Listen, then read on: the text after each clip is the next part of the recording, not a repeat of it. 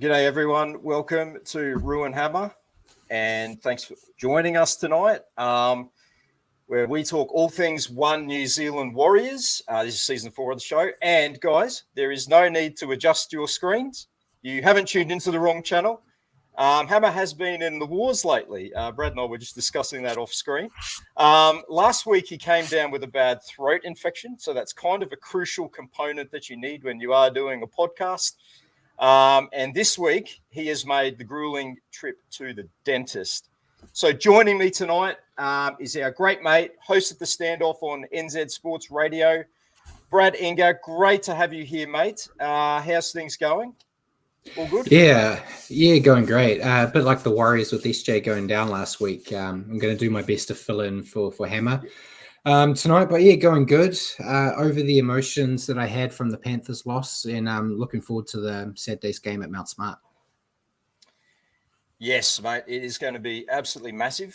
The Blackout Mark 3, I think, because we had 2 of them beforehand, and yeah, it's got to be one of the close to the biggest match at Mount Smart Stadium since their very first game, and the other Blackout. So yeah, look, just pumped, and just look, you have to take stock and say how good is it to just be talking about the boys still playing at this time of the season. I mean, what an amazing journey it has been.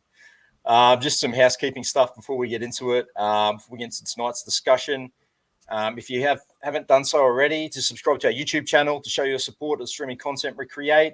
I'd also love to thank our fantastic Patreon supporters. It's your donations and support that enables us to upgrade the visual presentation via StreamYard and bring you the content and the guests that you all enjoy so much. And a very special shout out as well to our gold tier Patreons. We thank you so much for your support. It does go a long way in covering the costs that are involved with the show. So we appreciate you guys so much. And a reminder to anyone that has tuned in tonight, the reason that we do the show live is to get the involvement of all those watching. So please, as we move through the discussion points, join the conversation, leave your comments, but please be aware that we do have current and ex-players and their families that watch this webcast. So please keep your comments respectful and refrain from making them personal. Okay, before we get stuck into round 1 of the finals, because we didn't have a show last week, I did mean to give a shout out to some of the awesome people that I did get to chat with at the fan meetup that was arranged by the great Richie Morgan, round 27, Lord Alfred Hotel. For the Dolphins game. I'll tell you, mate, it was another massive turnout. It was absolutely huge. It was on par with Magic Round. These are fast becoming like the place to be on game day. Top of Caxton Street, mate. You got to come over. You must come for Magic Round next year. You and Richie got to get you boys over.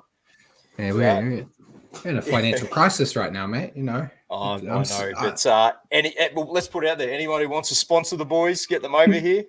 And vice versa for us to go back to Mount Smart, we're all ears for, and we're more than receptive for all that. But yeah, I want to give a shout out to a couple of people that I did get to chat to on the day. So special shout out Jermaine Downs. I finally got to put a face to the name of some of these people. Jermaine Downs has been a long-time Patreon subscriber of ours. Great to chat with you, mate. Malcolm Earnshaw and Leo, great to see you guys. They came up from Sydney for the game. Andy and Dino had great chats with you guys. And I think I've met a couple of you guys before, but always great to meet up at these events. And the usual game day faithful that we have up in southeast Queensland. And a couple of people, mate, that you would know, Brad, that were there. So we had Maria and Ricky. So Maria Stevens and Ricky Gino were there as well. Hadn't seen either of those guys since 2019. So Maria, a massive shout out to her. She actually hooked me up with this giant RTS head that I always have behind me. So that was from Magic Round. Yeah, back in 2019, every team had those large, massive cardboard cutouts, and she got the RTS one. I think there was a Blake Green one floating around, and probably a Tohu one. But yeah, so that is the origin story of that one. She left it behind. She said it was either RTS or a partner that went back to New Zealand. So he just lost out. So so shout out to her. And she also gave me this sign. So you would know what this is, Brad. Yeah, the Up the Wise. Yeah, Up the Wise. So she came bearing gifts again. So an Up the Wise sign. What's that? Game day from Mount Smart Stadium. It is, yeah. Yeah. So how good is that? That's going to be in the background as well. Great to see Ricky. Ricky, for those who don't know, was the membership manager for a few years. He'd worked for the club for a while. He's now moved over to Melbourne, and he's working there. But he was following the Warriors. He said I've taken indefinite leave and I'm following the Wars around the country wherever they happen to go. So he made the trip down to Penrith last week. So that would have been interesting. Oh, But nice. still would have been a good experience, mate. He's a real Hardy fan, great fella. So shout out to you, Ricky, and to Maria as well. Always part of the Mount Smart Game Day faithful. So just briefly touching on that Dolphins game, because we didn't do a show last week, and without going into too much detail about the game itself, what did you make of that performance against the Dolphins from what was obviously close to a New South Wales Cup strength side?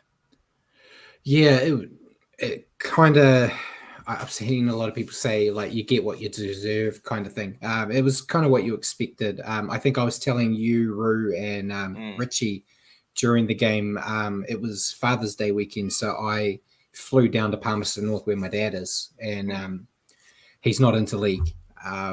And it's like, okay, we gotta watch the game. And he's like, yeah. And it's like Murphy's Law. We get Warriors doing well.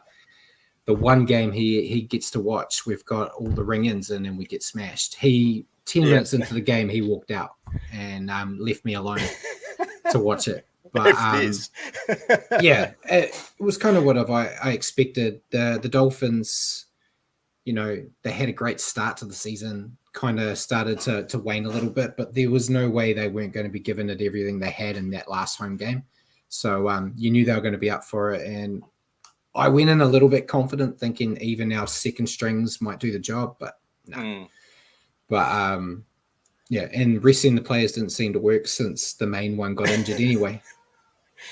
Yeah, about that. Hey, there's just so Taylor is wondering if Hammer has had some work done because he looks incredible. For those of you who are just tuning in, yeah, exactly.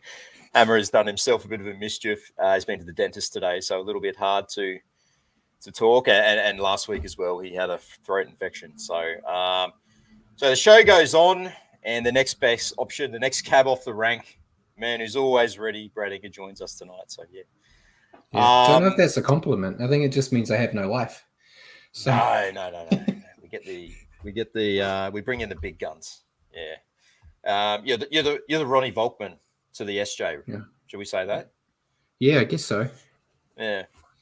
There was interesting about that game against the Dolphins. People kept saying that it was a really hot day. It definitely wasn't a really hot day. It was actually a beautiful mid-spring day or early spring day in southeast Queensland. Perfect conditions for footy, so the heat had absolutely no effect. I suppose maybe with the boys coming over from NZ,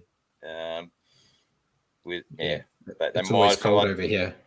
Yeah, apparently it's always cold and raining there. Is what they say, but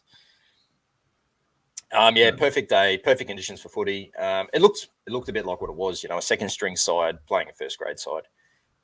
We just really struggled to build any pressure, turned over way too much ball. And I think I was saying to you guys at the time, like, you can't give any side in the competition this much ball, and they're going to punish you. I mean, the Dolphins are still a very good side. We all remember what they did at the start of the year. So, a couple of guys that I thought Ronnie Volkman struggled a bit. It was kind of like an audition game for him. Not an audition game, but it was like a rare opportunity for him, and it was a little bit unlucky. But the halves didn't quite grab the bull by the horns, and as I said, it just looked like we're a little bit out of depth. So we cast that to one side. Let's get into the Panthers game review. We'll rip the Band-Aid off, as we say. So after a long 5 years, we finally make a return to September footy. As I said before, it is an achievement in itself after some punishing seasons that we've endured. And ironically, we came up against the Panthers, the same team that bounced us back in 2018 after we got a bit of stage fright after RTS went down with that injury in that game. This time around, though, the defending back-to-back premiers And after what unfolded on Saturday, they look well and truly set for a three-peat.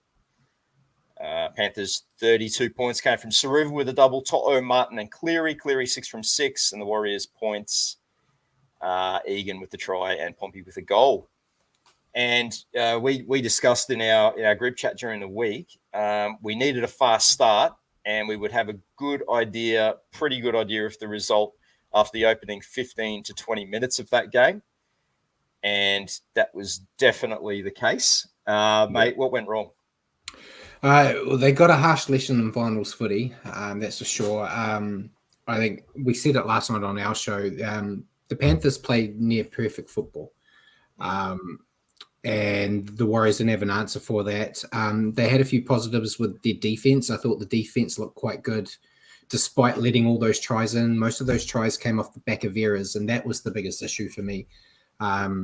I sent you, Hammer, and Richie in the weekend. I was going through every game we played this year and every error that was made, and then worked out the averages for my review. And they averaged 10.5 errors a game.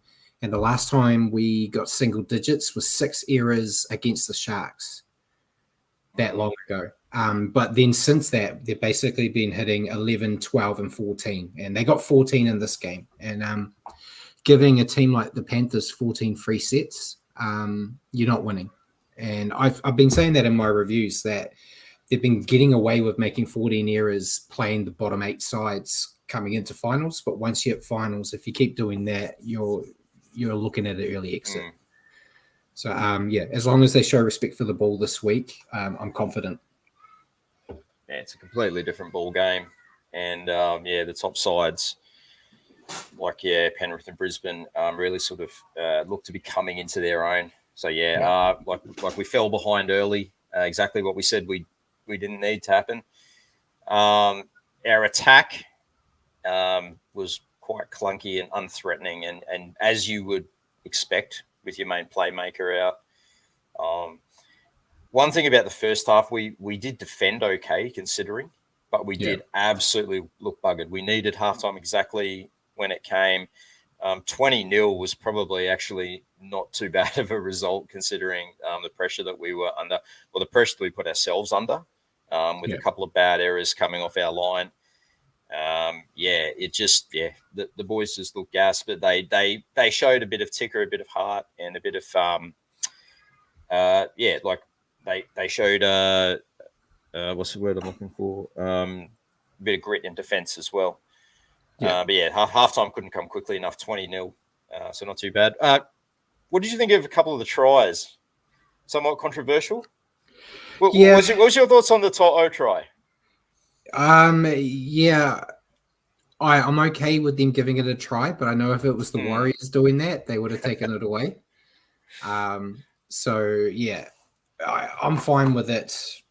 But I know some teams would have been disallowed there, and I know they did come up with an excuse for Cleary being offside before he sent what's his face? Was it Martin? Martin. When he said Martin over, he was in front of the play the ball, but they said there's like they made up a rule that I hadn't heard of before. They made up a rule to cover that one. But take those two out of it, and they're still going to beat them. It was just the way it was. Clutching straws. I mean, to suggest that if they didn't get those 2 tries, we would have won was a bit of a stretch. But it's these little things you need to go your way. Thankfully, we had the same ref this week. So,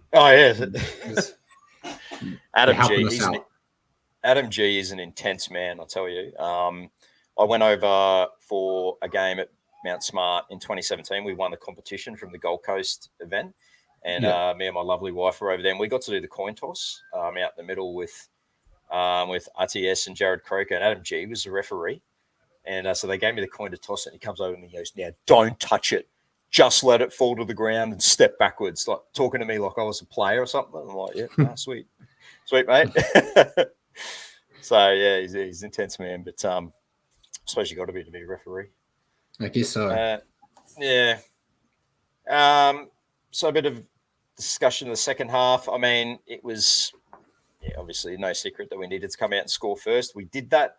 It was a nice try, nice team try. It was a great offload from Mitch Barnett, and then some fast hands down the sideline. Dallin throwing what kind of at first look appeared to be a Hail Mary pass, but hit Egan on the chest, getting a nice try there against his old club. And at that point in time, you're thinking, if we could get, another try, put a little bit of scoreboard pressure back onto them, we could be in with a chance. It wasn't to be, unfortunately. Struggled to build pressure again in that second half. Penrith took their opportunities and, literally strangled us out of the contest. When it started to get into that grind where you saw it going back and forward, and when we didn't have the kicking game to match them, like they were just slowly edging closer and closer. And I think on Channel 9, they made the comment it was like Chinese water torture with Penrith. And, very, very much felt like that. Thoughts on the second half? It was only 12-6. Not too bad considering. They kind of stemmed the bleeding a bit. But I thought bringing Curran on added a little bit of spark. I probably would have wanted to see him earlier. I think in my review before the game, I said I would have picked him to start the game instead of coming off the bench, but he kind of added a little bit of attacking flair in there where we saw with that I love Ford, but he's not really that attacking type of player. And I think without SJ out there, if you're not going to be kicking, you kind of want guys that are going to be creating something. So Ford's a good hole runner. He's good at that. He runs a good line, but you're right. Probably Curran has a little bit more X factor in his game. But I know Webby came out after the game and said, if Sean was out there, the same problems he wouldn't have fixed. But I think he would have changed the whole game, as you said, with the kicking. When you got two guys that are kicking like 20 meters down the field, as opposed to him kicking towards the goal line, it just they completely lost the territory game. And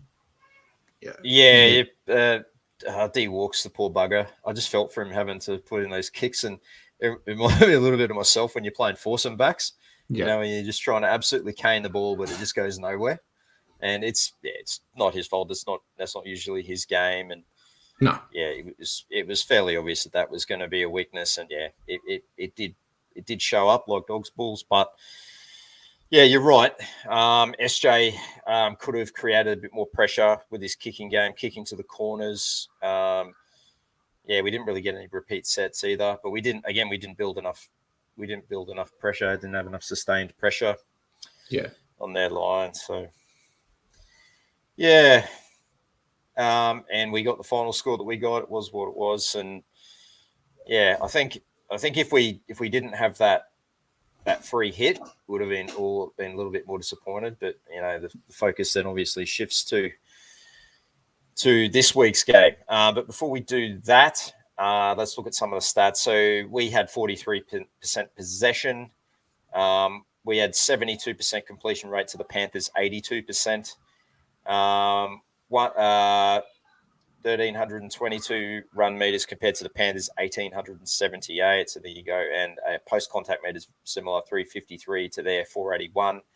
Line breaks, one line break to us and 9 line breaks to the Panthers. They're just such a strong defensive outfit. They just don't miss tackles. Reminds me a little bit of Manly back in the mid-90s when they built their game on just like defense. They just did not miss tackles. And they're very strong there. Tackle breaks, our 26, they had 55. Offloads was 10 all. Tackles, we made 400 to their 359. And missed tackles, 55 to the Warriors and 26 to the Panthers.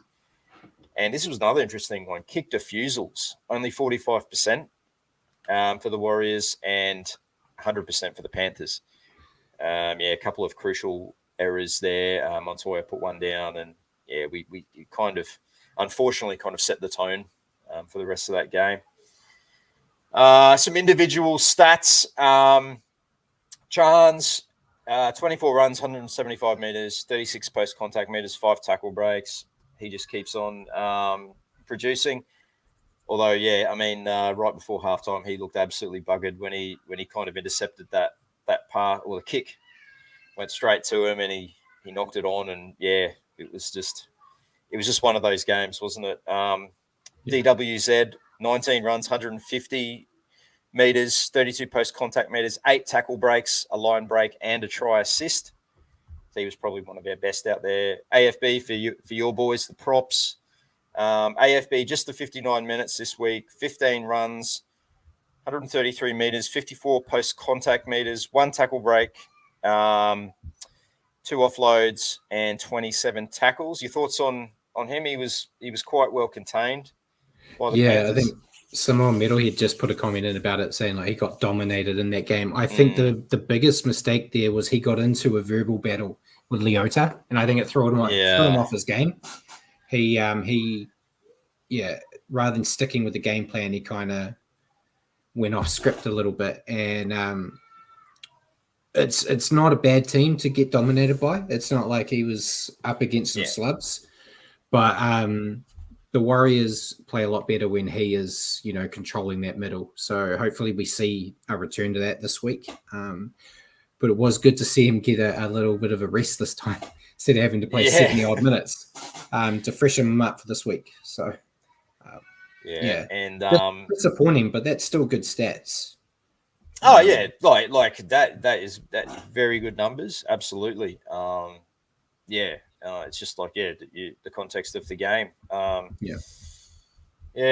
Tohu Harris doing what he's been doing all season, all through his career. Let's face it, 80 minutes, 18 runs, 113 meters, 19 post contact meters, but 56 tackles. Another superb captain's knock. Yeah, he's been fantastic. I know he's held together with tape right now, but he doesn't quit on them, which is a testament to his character and the type of leader they need. So, yeah, absolutely, Captain Marvelous. Okay, a bit of an incident that occurred after the game that I'd like to get your thoughts on. The Panthers marketing team came out with a bit of a cheeky tweet after the match. Now, this first came to my attention because I saw Jerome Luai had done an Instagram story or something saying up the pars.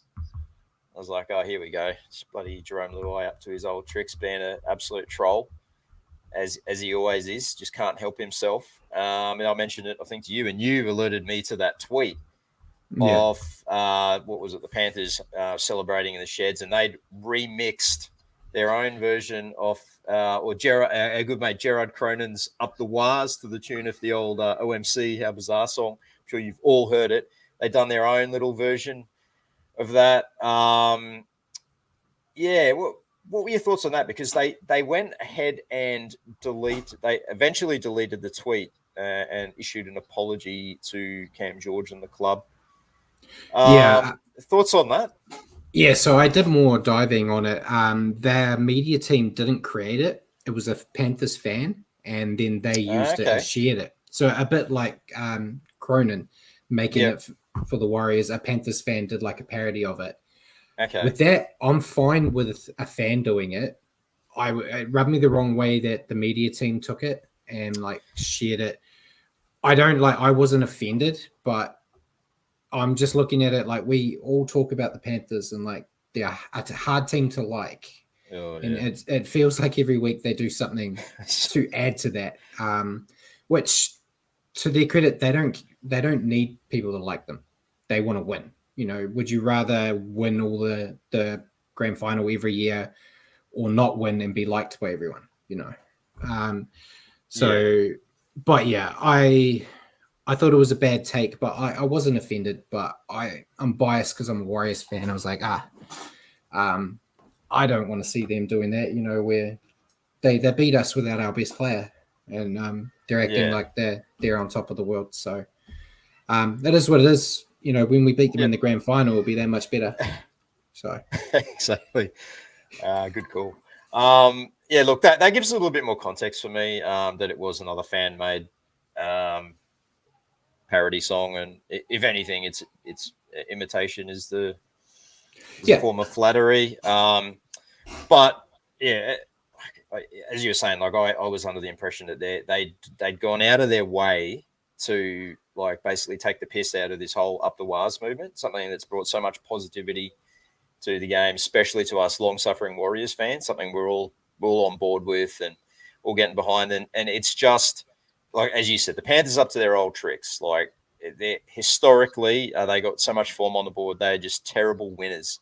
I don't know what it is, but, like, can't you boys just win and not feel the need to utterly humiliate the opposition? You know what I mean? Like, just win graciously. Yeah.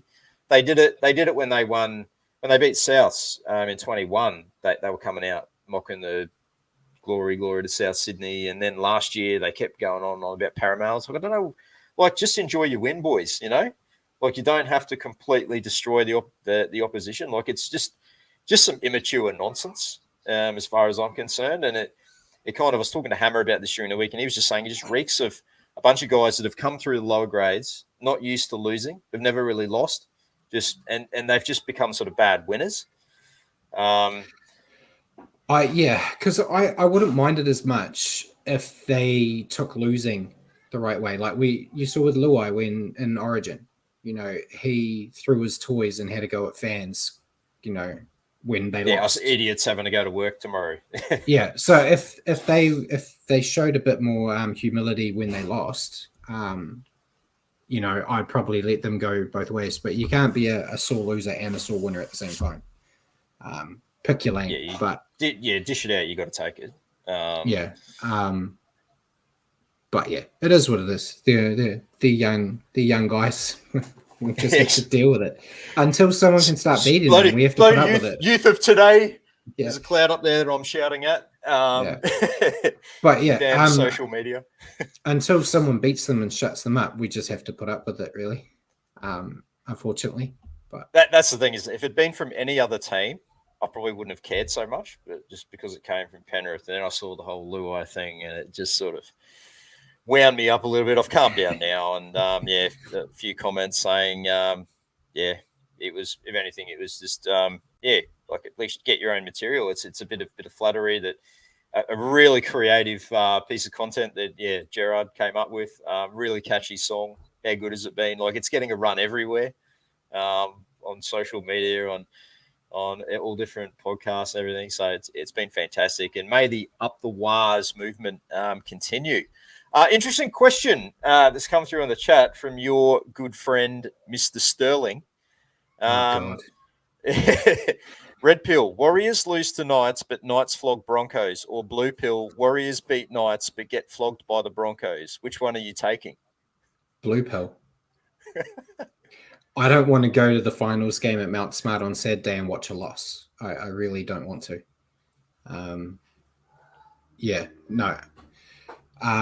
No. I can't sit. I can't sit through a loss at Mount Smart. It breaks me. At least if I'm watching us get flogged by the Broncos, I'm in the comfort of my own home, and I'll be fine. Yeah. No one will see the tears. The problem for me is I live in bloody southeast Queensland, though. Yeah. So I may have to witness it live, but geez, what a task should we get through this weekend? But like no, we even if we did lose on the weekend, like, it's still been a sensational season. But you just don't want to go out straight sets. You just don't want to have that. Like, you at least want to have a finals win, something to hang your hat on. Yeah. Yeah. All right, so we'll quickly touch on the other finals games. I know you went into great detail of these in your show last night. Broncos 26, Storm 0. We briefly talked about this before we went live tonight. Geez, we couldn't remember the last time we saw the Storm looking so average. Yeah, no, they were horrible. It wasn't worthy of a finals performance. They looked like they didn't belong in that game. And I know that's not going to be the case when they play this week. They don't play like that 2 weeks in a row. And Brandon Smith's, you know, with his comments during the week, has stoked the fire. So I'm sure they're going to come out a lot better. But that was a game they could have won, and they could have really pissed the NRL off by ending up having the Broncos end up on the same side as the Panthers for the finals. So, very disappointing for Melbourne. But Brisbane, I didn't think they played that well. in comparison to how they have been going, but they did more than enough to win. And holding Melbourne to 0 in a finals game is pretty impressive. Yeah. And that's the only issue Brisbane have facing the Panthers in the grand final, if they get there, is their defense isn't that great. So showing that they're improving their defense is the only part they really needed. Because I think, I think they've got what it takes to beat the Panthers if their defense is right and they have that free flow attack. Because Panthers really struggle against second face, and Brisbane can do that. So I'm not saying like Brisbane are going all the way, but if they tick all the boxes, they could definitely do the job. I mean, outside of the Warriors being in the grand final, mate, what a matchup that's going to be. Brisbane versus Penrith. The all-out attacking arsenal of the Broncos against the rock-solid defense of the Panthers, who aren't slouches themselves in the attack department. As you said, they've just got those unpredictable players. You got Reece Walsh, you got Ezra Mam, you've got Staggs, you got the experience of Adam Reynolds. So they're such a well-balanced side. And having said that, they also made quite a few mistakes. Like that, I know Reece Walsh had a fantastic game in attack, but he did make a couple of errors that, against your Penriths could get punished or capitalised on. They weren't in this game. And terrible to see Ryan Pappenhausen go down with another injury. Only back for three games. Yeah, he got sniped by his own player. The thug killed his career. The teeth cracker. I was emotional when it happened because I saw what Nelson did, and I was like, there was no need for Nelson to do that type of tackle in that situation. The tackle was done heat of the moment, I guess, but just heartbreaks for Pep. Like I did say it last night, it's not like the Tommy Turbo where Turbo hurts himself running down the street drunk or in the shower. Occasionally on the field, this was a freak accident. It wasn't like a muscle pull. Rotten luck. It's rotten luck. Yeah, wrong place, wrong time. But thankfully it wasn't a compound fracture, which puts him in good stead to one, continue his career, and two, be back early for next year. So fingers crossed for him. Speedy recovery. All right, the second game on your Saturday, the Roosters 13-12 over the Sharks. Game played at Shark Park. What are your thoughts on this one? What has happened to the Sharks in the second half of this season? It's bizarre, isn't it? I know you were watching last night, but we dubbed this the Sterling Inga Cup because in our prediction show at the start of the year, Richard predicted the Roosters would go all the way and win the grand final, and I predicted the Sharks. So we were here going, one of our predictions is going out, and it was mine. And funny enough, when we were picking this game, Richard backed the Sharks and I backed the Roosters. So we didn't even pick our predicted team. Backflippers. That's how much we've fallen off the wagon with these guys. But Sharks, they just have shown now that they don't have what it takes in finals footy. They don't have that extra step. I'm not sure if you can throw it all on Nico Hines. But it's kind of looking like flat track bully syndrome with this team. And the Roosters, it wasn't that long ago we had them not making the finals at all, and they've just been building. I don't see them. It's weird. It's just so weird that they're here. Winning's a habit, isn't it? Yeah, and they've got a hell of a roster. It's depleted this week, and I think Mark Roberts put in there that Jerome Hughes has been ruled out of the Storm game, but I still think Storm will get the job done. Goose. No Manu. There's so many players out of that Roosters team. It's going to be hard. They've been absolutely decimated. But it was a bit of a drudge of a game. But at least it was tight, and Sam Walker showed that he probably shouldn't have been dropped at the start of the year. He came clutch. He's an Iceman, isn't he? Yeah, he comes up with the big plays when it was required. Yeah, the Sharks just completely lost their mojo. I think it was after we beat them in that first game. Yeah, when they were leading us by about 30 points to 6 or whatever it was, or 26-0 or something of that sort. And since then, they just haven't looked the same team. But yeah, I don't understand why.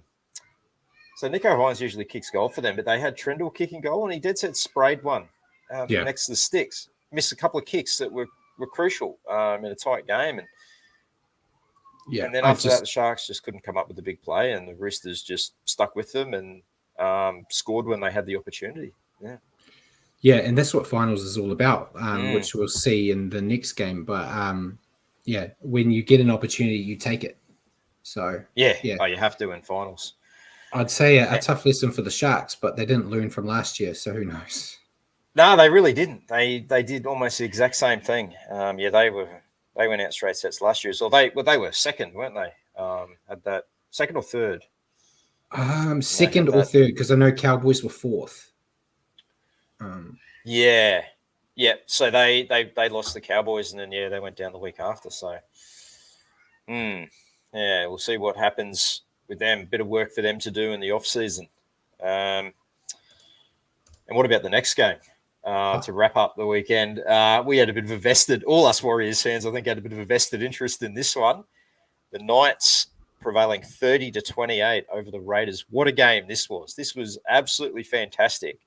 Went 90 minutes, one of the great finals games, probably not the highest quality you've seen, but just in terms of the contest, it was just riveting stuff. And because we're going, who are we going to be playing next week?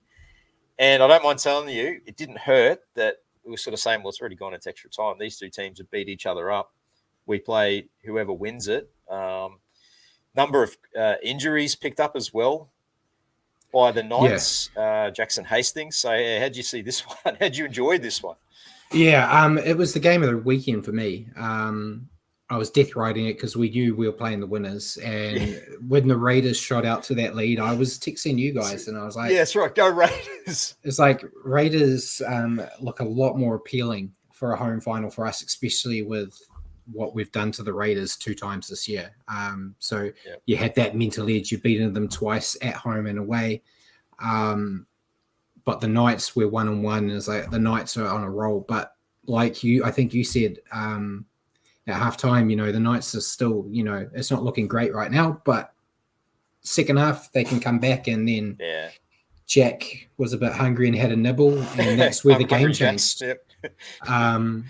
Because the Raiders had squashed the Newcastle fans out of that game. They were as quiet as a church mouse, and then as soon as Whiten did what he did and got to stay on the field, it woke that crowd up, and it was deafening and crazy. And the Knights just rode that back into this, and looked like they cocked it up a little bit towards the end when the Raiders got back and forced it into overtime. Yeah, they looked out on their feet for that last 10 minutes, and they were just hanging on for dear life. But you could sort of feel that last try coming from the Raiders. Yeah, and when they got that penalty, you're thinking, if they play this set right and just go straight up the middle, they've shot at winning it. But Jamal Fogarty is not the man for Golden Point, is he? No, he's not. Like, he showed it in that Raiders Warriors game over at Mount Smart, where he kicked it out on. He kicked the 7-tackle set, which led to us going in this game. They'd set up perfectly for a field goal, and he kicked to the corner. I know it wouldn't win the game, but like I was saying to you guys, you get 1 point ahead and you get the ball back. So that's what I would have done. Again, front rower telling Harbs what to do. But he kicked one out on the full. He in the pressure situations, he kind of falls apart. That was the big one. And I think it's we did talk a few weeks ago on our show. He's told the Raiders that he's going to market to see his worth. I think that's a mistake now. He was doing okay with the Raiders, and then this here shows he's not a big time player. I don't think he's going to get the big offers that he thought he would. No, and even though there's not a lot of halves on the market at the moment, it's not good for his stock. Absolutely. Yeah. You don't want to pay top dollar for a half that can't perform under pressure. So, Manly's done that, getting Luke Brooks. So can't have too many. And But he's untried. He's just never played finals. You never know. He might be an absolute weapon. He just never got to the bloody finals. yeah. But yeah, Knights. I didn't talk about them. It was a fantastic game. They had every chance to just throw the towel in that first half, and they kept going. And it's going to be interesting for them going from that amazing home crowd feeling to coming to Mount Smart and being on the exact opposite end of it. It's going to be an interesting dynamic for them. But they're a scary team. I'm still confident the Warriors will get the job done, but they're back five, hey. They got strike centers, strike wingers, strike fullback, superstar fullback. It's probably just their halves. There's probably not quite the same pedigree there, but wow, they'll be a handful. Yeah, definitely.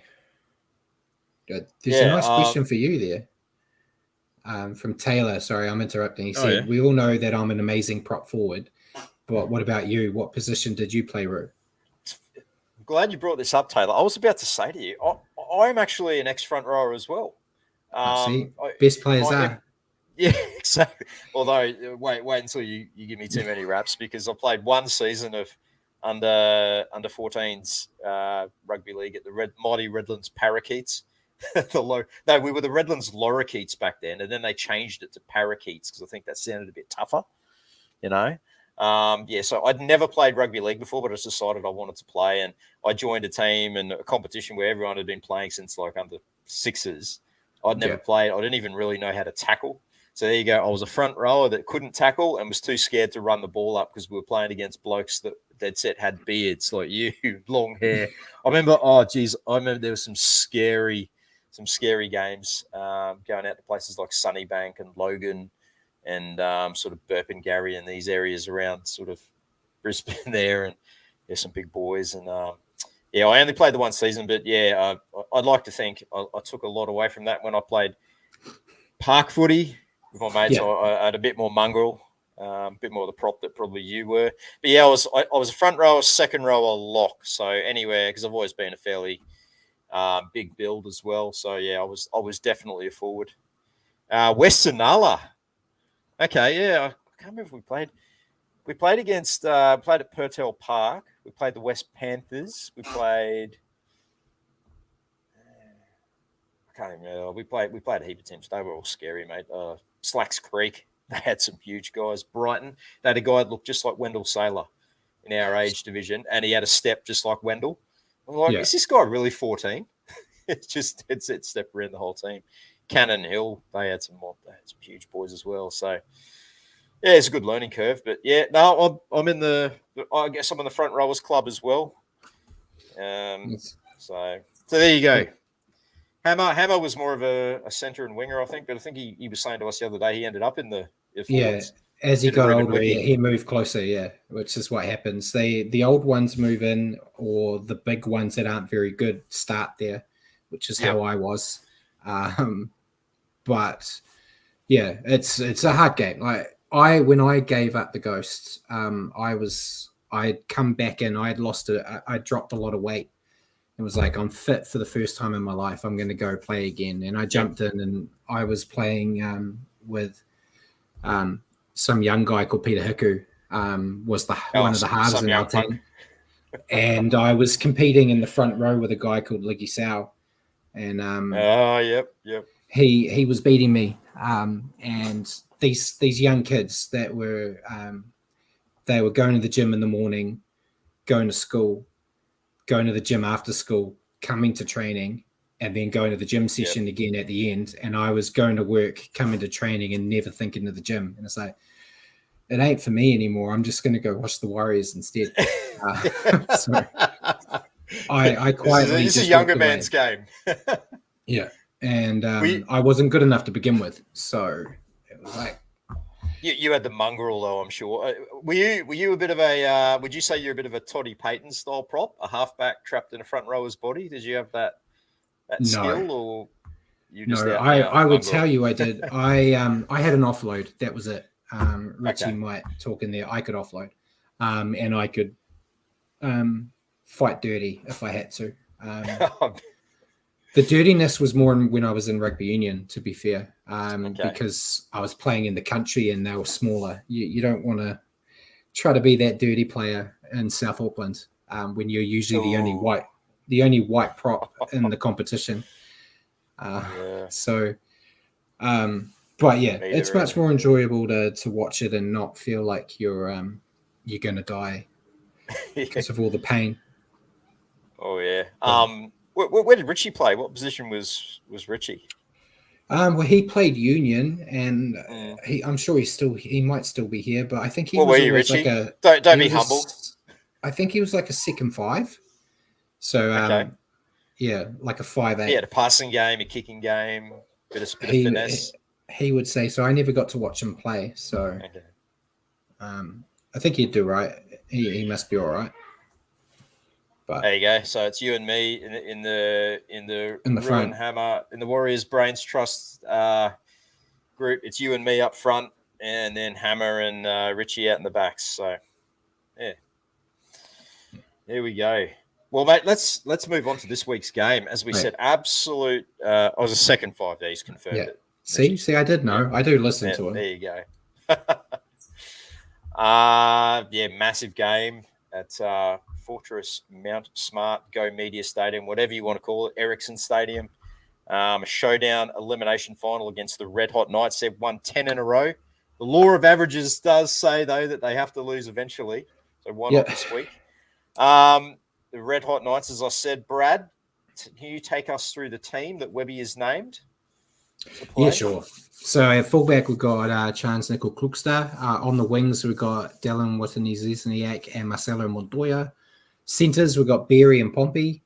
Then in the halves, we've got Tamari Martin and Sean Johnson with an asterisk. Right now, we're fingers crossed. Front row, we got AFB, Wade Egan and Mitchell Barnett. Second row, we've got Jackson Ford, Murata Nakore, with Tohu Harris locking it up. And then interchange, Dylan Walker, Jazz Tavanga, Bailey Sirenen and Josh Curran. And then the extended bench, we got Freddie Lussick, Tane Tuapiki, Bunty Afoa, Tom Ali, and Ed Kossi. Yeah, for mine, pretty much the team that we expected, except I was actually shocked that Ronnie Volkman was not at least in the extended squad. I had a chat to Hammer earlier that day, and I said, surely the plan will be to have him there on standby. If it looks like SJ is going to make it through the week, then they can release him to then go and play in the New South Wales Cup game over here. Because, as we know, he has been absolutely killing it in New South Wales Cup, and he's a very important cog for their team. So I don't know whether that suggests that they were confident that Sean was going to get through the week, because the media that's sort of come out from the club is sort of saying he wasn't training and he's just sort of taking it easy, and they're going to make a call on it, what they say, Thursday or Friday. Well, we didn't hear anything more about it today, as far as I'm aware. Oh, they showed some pretty pictures of him at training by himself. There you go. And like being bandaged up and whatnot. He wasn't bandaged. He was wearing like compression gear. Yeah.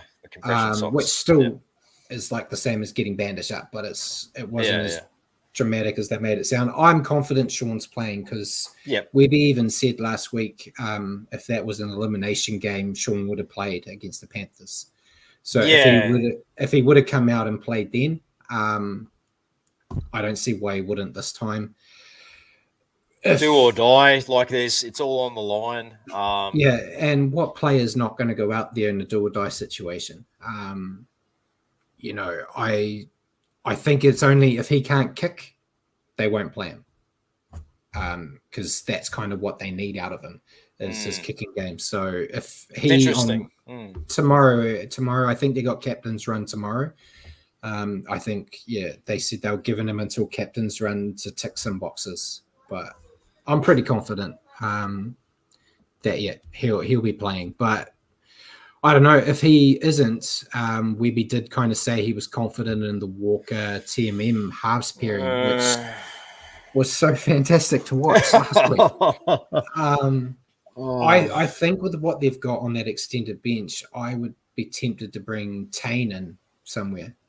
Tane, Tane did play in the halves in Queensland Cup, and he moved out to fullback once Jaden Campbell moved up.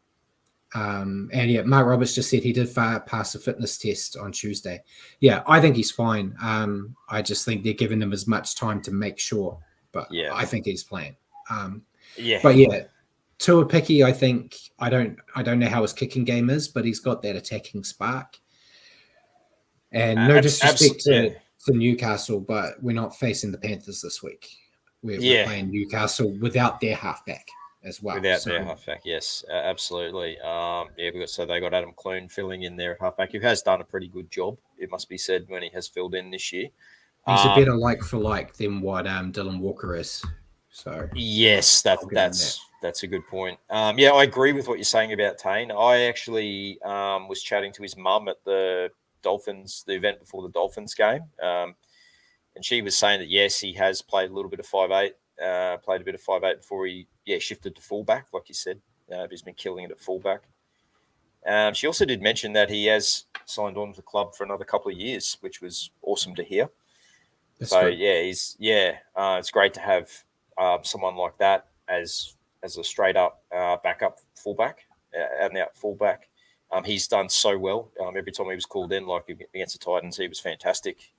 Coming in as the 18th man, does a great job. You're right. He's got every time he looks like threatening the line, and he's got decent skills on him. So you would think that is an option. They also have, I guess, Bailey Sirenen on the bench, who has filled in the halves.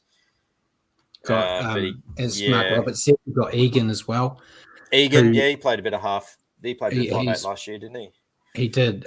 So there's a lot of options. None of them give you that kicking factor that Volkman would have got. I was a bit harsh on Volkman after the Dolphins game, but I do want to see him playing behind this pack. So, would he be as quiet as he was in the Dolphins game if he had AFB and Tohu and Barnett and all that out there? He did have Barnett, but he had no Ford, no Tohu, no Adden. And I think if you put Sean behind a pack like that, is he going to do everything he does? You don't know. So I think behind this pack, Volkman would have done a good enough job. But I was just sort of thinking, where does that leave him in the grand scheme of things? Okay, fair enough. If I told you last night. He's playing finals. He's playing finals. Yes, you did. New South Wales Cup. But in the overall grand scheme of things, in the bigger picture, you'd like to think that they were just fully confident that Sean was going to make it, but I was still had him there as backup. As you said, he had only other guy in the club that has a really good kicking game.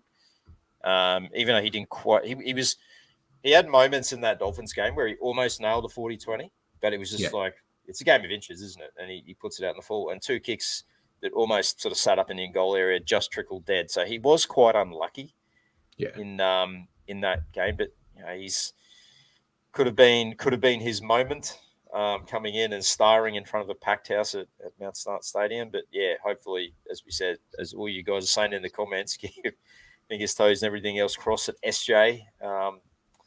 Is all good to go because, mate, it's going to be a fantastic, absolutely fantastic occasion. You were there at the blackout, as we talked about in one of our shows previously. Both you and Richie were there. Yeah. What are you expecting from the game day experience there on Saturday? It's going to be loud. That blackout in 2008 was amazing, and I know there's been a lot of talk about it on social media about not being able to pick your seats that you sit in. It's been that long since we've had a home final that the rules have changed, because in 2008 you got the 24-hour window, but you could grab the seats that you always sat in. So me and Richie were in the seats that we've had for 18 years. This game, I'm in the East Stand for the first time since before I was a season ticket holder. First time in the East Stand since it became a big stand. So that's going to be interesting. Yeah. The last that stand. Yeah. Yeah, last time I was in the East Stand was Steve Price's last game for the Bulldogs against us. I went with my in dad. 04? Yeah. Yep. I went with my dad and Richie. It was a Father's Day gift to my dad, which he loved. As I said already, he hates rugby league. Yeah, so it's going to be interesting. I know we talked off here in our chat that there is rumors that due to the NRL's control, they might be stopping the Warriors' entrance that they do. I've heard no confirmation of that, but that's what I've heard, rumors that the lights going off and the smoke and everything they do that makes it WWE stuff. Yeah, and stuff that makes it look really entertaining and exciting on TV could be gone, which would be disappointing because I love it, but it's going to be crazy. I'm very, very happy that I got tickets. So I saw a lot of people didn't get them, and a lot of people are just trying to make a lot of money out of it. Yeah, it's unfortunate. Yeah, but the Eden Park's got an event on for it now. Where if you didn't get tickets, was under the stars. So if you couldn't get tickets and you still want to go to a stadium, you can go there. Should be interesting. It could be the first time ever the Warriors have had big crowds at two stadiums at the same time.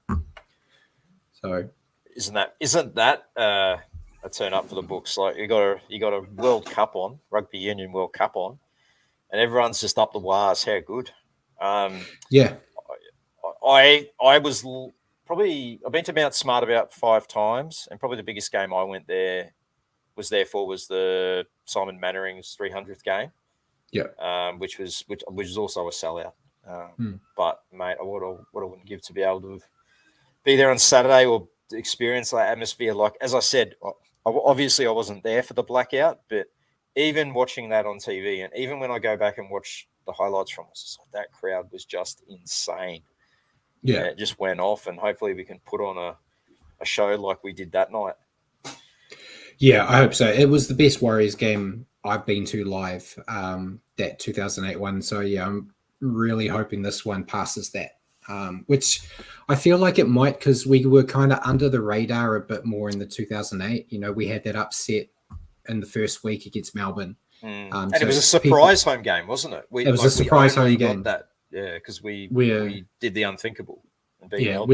This one, a month ago, we already knew like a top 4 was pretty much in the bag, and there would be a finals game here. You got the whole up the wires thing, and everyone's getting on board. So I feel like it's going to be bigger. And I want you guys watching at home. I want to see. I'm hoping that it sounds like it did in Newcastle last week, where it just sounds like intimidating and impressive. I really hope that's the case, but we'll see. If the Knights come out sure it will. Here at the start, it could quiet everyone down. Well, that's what happened at the blackout game. The Roosters got out to a 13-6 halftime lead, and we just came out and smoked them in the second half. This is the 4th ever finals game played outside Australia. So we had our one in 02, 07. We had a blackout. We had the first blackout game. 08. So, 4th game on New Zealand soil. So, I'm so jealous of all you guys. It's going to be awesome. I cannot wait. Bring it on. There is another game, though. Another game on this weekend on Friday night. Storm versus the Roosters at Amy Park. The decimated Roosters having to travel down to Melbourne, where they have had a little bit of success recently, but I can't see them having any joy going down there against a team that would have felt Craig Bellamy's wrath during the week after that performance. What are your thoughts? How do you see this one playing out? I think the Storm are going to run away with this one. I think too many injuries for the Roosters, the comments from Brandon Smith, the fact that they played like dog shit last week. That's a lot of ammo for Bellamy to use. And I know Cleary's kind of taking over right now, but Bellamy's he knows what it is to be a finals coach. He's done it for so long. So I feel like he's going to get them up. But then that coach in the other coach's box in this game's no slouch either. But yeah, I just think without Manu and that with the Roosters, I think it's going to be too much. But who knows? Yeah, they're probably going to struggle to score points with their strike players. A couple of their strike players missing, Surly and Manu. But I think it'll be a hell of a game to watch. A great game to kick the week off. So looking forward to it. Yeah, I'm with you. I think Storm will be too good there. We'll briefly have a look at round 9 of the NRLW. I'll get your tips. Thursday, we have the Tigers up against the Knights at Leichhardt Oval. Tigers started the year pretty well, but they've sort of come back down to reality since then up against the Knights. What's your thoughts on this one? What's your tip? I'll still go with Knights, but I can tell you it's on right now. And Tigers are leading 8-6. Interesting. Almost at half time. But yeah, Knights are too good. So yeah, I'd have to go with Knights. Yeah, too much class, I think, as well. Saturday, we've got a double header at Netstrata Jubilee Oval. We've got First up, we've got the Roosters versus the Cowboys. I know who you'll be picking in this one. My mighty Roosters. Yeah, Roosters all day. They made a big mistake last week. They lost to the Knights, but they didn't play Miguel Millie. And that's why. Millie's back tomorrow, or on Saturday, against the Cowboys. Yep. So, yeah, easy Roosters win. Yeah, I agree with that one. Dragons versus the Broncos is the second game in that double header. Dragons versus Broncos at Netstrata Jubilee. As always, I'll go Broncos because I don't pick Dragons. That even transfers across to the women's game as well. It's just the whole St. George Illawarra club in general. It's all of them. No sexism. The whole organisation. I hate the whole organisation. Awesome. True to form. All right, Sunday we have another double header. This is GIO Stadium at Canberra. Eels versus Sharks. I'm not sure. Both teams I don't think have been going that well. I'm going to go Sharks. I think Eels are still dead last. So, yeah, I'm going to have to go Sharks. Yeah, I think Sharks will have a little bit too much for the Eels there. And to wrap up round 9, this should be an entertaining game. The Raiders versus the Titans. Yeah, I'm going Titans. Titans have been pretty good. I think they're third. I think they're just behind the Roosters and Knights. So, yeah, I'll stick with Titans because good old Georgia Hale's kind of been carving it up for them. She's been amazing. Yeah. Hopefully she becomes a Warrior again when we finally get back in. I think she's pretty much said that she will. Yeah. It'd be great to see a lot of those guys, a lot of those girls come back to play for the Warriors. Maddie Bartlett, she does a great job on the ditch, doesn't she? She does, yeah. She was the first one I was thinking of when you said that. So it'd be good to have her back out on the wing. Yeah. But yeah. Easy Titans win. Yeah, okay. I might go with the Raiders here. Home ground. Might just get them home. Couple of questions from Caden Rogers. Do you collect match-worn jerseys? Do either of us collect match-worn jerseys? Well, I certainly don't have enough money to be in that game. No. I struggle to buy the ones that you get at the store. The replicas. Yeah. I don't have any match-worn stuff. I do have a jersey that's covered in signatures behind me. The picnic blanket. No, the little one on the floor. It's a bit too heavy to put up on the wall. Yeah, right. But I've got that which I won from Wendy's, and then I've got one, an old school one that's got a massive Paliacina signature in the chest, and then it's got everyone else's signatures around it because I bought it just to get his autograph, and then it was Stacey's last home game the first time round. Against the Knights back in 05. Against the Knights. Yeah. Back in the old days at Mount Smart, they had the super top behind it, like a big tent. And they did like a little concert and farewell for him. And I just went around and got all the players' autographs that were in there having a beer celebrating Stacey's last game. But that has never been framed. It's just sitting on in my wardrobe with all the signatures on it. But yeah, I don't have the money for match worn stuff. Yeah, I'm the same. Definitely don't have the money to be in that game. The closest thing I got here, the signed 2008 jersey. Actually, speaking of the blackout, we got the 2008 signed jersey, and this was generously donated to me by Johnny Cololo. So shout out to you, mate. Thank you so much for this. He said it would definitely look better hanging behind you in the show than it would in my cupboard. So we did a jersey swap. I picked it up, and it has most importantly, Sonny Fire's signature on it as well. So, nice. Yeah, absolutely fantastic piece. That's probably about as close as I have to having a match worn. It wasn't a match worn, but yeah, what a squad to have a signed jersey for. I could probably buy one if I didn't buy all this shit behind me, but you know. The Funko Pops and all that stuff. The Funko Pops and comics and shit like that. That's where all my money went. Always a place for that, man. Yeah. Always a place for that. We can say that's a safe space now that Hammer's not here. You know, we could have nerded out tonight if we wanted to, but yeah. Also, Caden says, does the Roosters salary sombrero carry over to the women's competition too?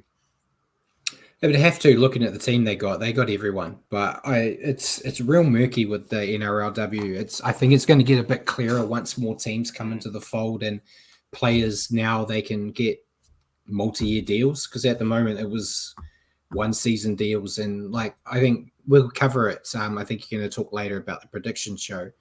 Both Hammer and I talked about Millie taking the Knights to another victory, thinking she was still going to be a Knight, and now she's a Rooster. Poached. Yep. But yeah, they seem to be able to get whoever they want, regardless of what comp they're in. So. Yeah, and in response to you, Willie, this hat, got this from the Warriors store.co.nz, so check it out. I don't know if there'll be many left. I wouldn't wait till game day, because I think that place is dead set being cleaned out of merch. You can't get any Puma gear to save your life. They have released a couple of new Puma shirts, one that says Up the Wires, another one that says Our Year. So get on board with that, because, mate, that merch is the hottest ticket in town. You've seen some of the prices on the buy, sell, and trade page. So if any of you guys are wanting to sell jerseys, now is the time. Anyone wants a picnic blanket for an arm and a leg? There's one available. I'm telling you, mate, that will go for a fair packet. That picnic blanket, it's taken on a life of its own. It's now a cult classic. So it's the whole reason I bloody bought it. So bad it's good, kind of thing, eh?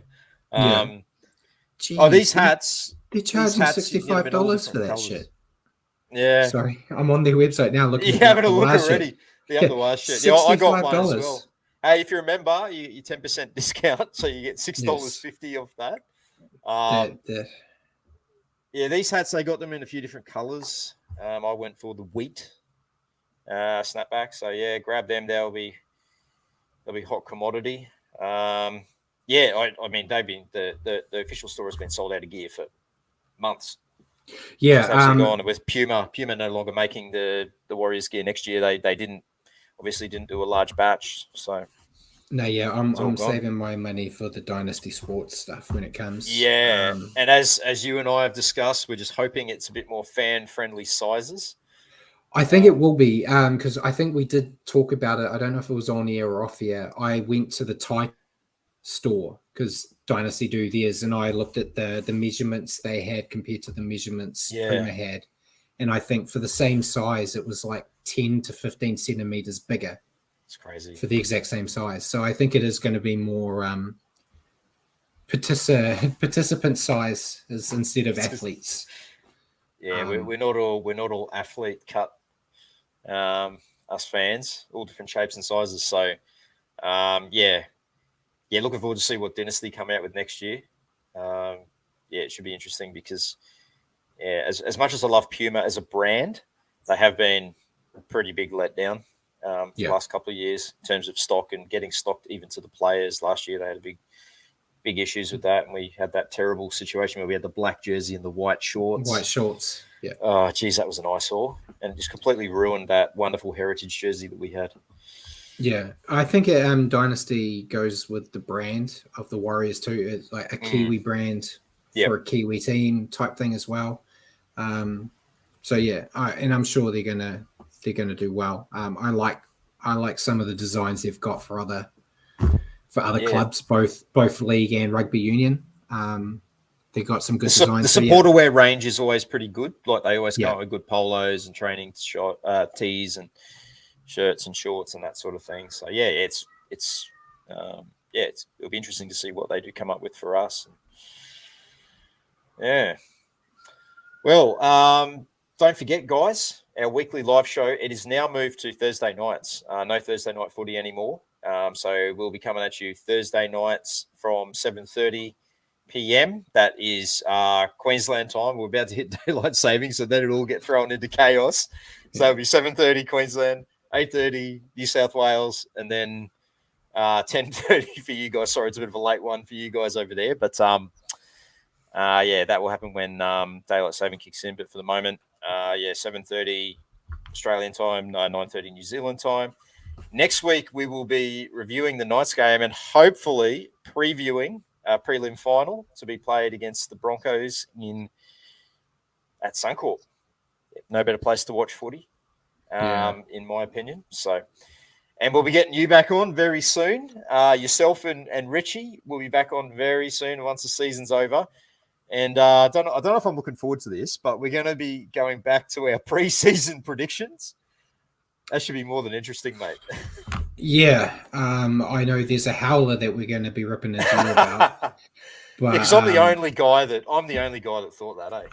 I'm the only guy. My prediction was opposite to yours, so I nailed it. But that might be the only prediction I got right.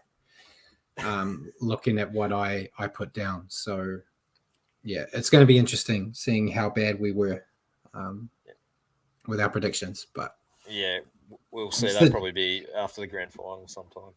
Yeah. Yeah, Malcolm, I'm going to add those dog jerseys for all our merch as well. All the stuff in our Redbubble store. You'd be amazed what you can get our designs printed on. So if you guys are after anything else, please just let us know. So Malcolm and Leo were asking for some dog jerseys, so I'm happy to add that as an option. Thank you again. I want to acknowledge all our wonderful Patreon supporters for your continued support. And as always, extra special shout out to our gold tier Patreons. If you do want to show your appreciation and support, you can head to our Patreon page. The link is in our description and also on your screen here. So for as little as $3 per month, you can support us, what we do. And we have also our silver and gold tiers as well, which includes supporter merchandise and other benefits as well. Another great way you can show your support is, as I mentioned before, you can head to our Redbubble store. So if you go follow the link to our Redbubble store, you can get all sorts of fantastic designs, including this one.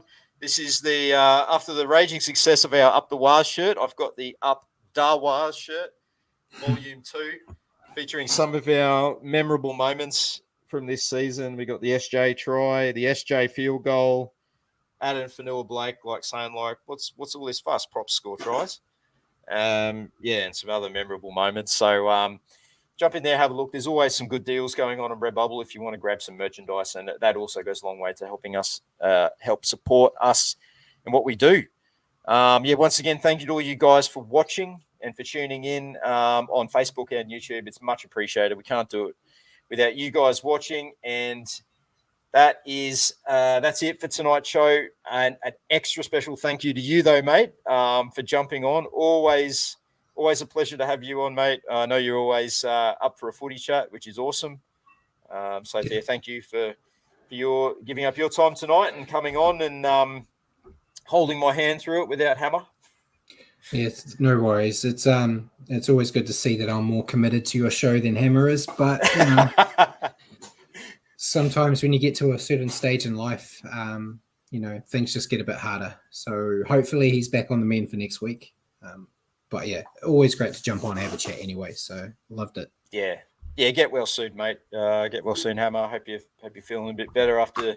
No one enjoys going to the dentist. So no.